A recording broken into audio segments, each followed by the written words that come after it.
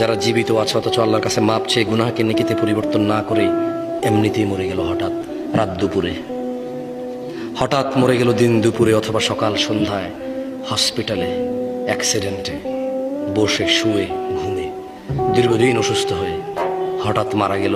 তার গুনাহগুলো গুনাহ রয়ে গেল, এগুলো তার জাহান্নামে যাওয়ার কারণ হয়ে বসবে। অথচ গুনাহগুলোই নেকিতে পরিবর্তন করতে পারতো সে বেঁচে থাকা অবস্থায়। এই যে নিঃশ্বাস চলা অবস্থা যদি বলতো যে ইয়া আল্লাহ আর করবো না, তুমি সাক্ষী, আমি করলে তো তুমি দেখবাই, কোথায় করবো তোমার থেকে লুকিয়ে। তুমি দেখো আর চুরি ডাকাতি জেনা ব্যভিচার নেশা মিথ্যা কথা কিচ্ছু বলবো না, তবে তুমি আমার আগের গুনাহকে যেমনটা তুমি কোরআনে ওয়াদা করেছো যে নেকিতে পরিবর্তন করবে তুমি করো, আর তুমি দেখো আমি আর গুনাহ করবো না। আকুলু কওলি হাযা ওয়াস্তাগফিরুল্লাহ লি ওয়া লিসাইরিল মুমিনিন ফাস্তাগফিরুহু ইন্নাহু হুয়াল গফুরুর রহিম। আমি আল্লাহর কাছে আমার জন্য এবং আপনাদের সবার জন্য ক্ষমা চাই। আল্লাহ আমাদের সবার সমস্ত গুনাহকে নেকিতে পরিবর্তন করে ক্ষমা করবেন। আমিন।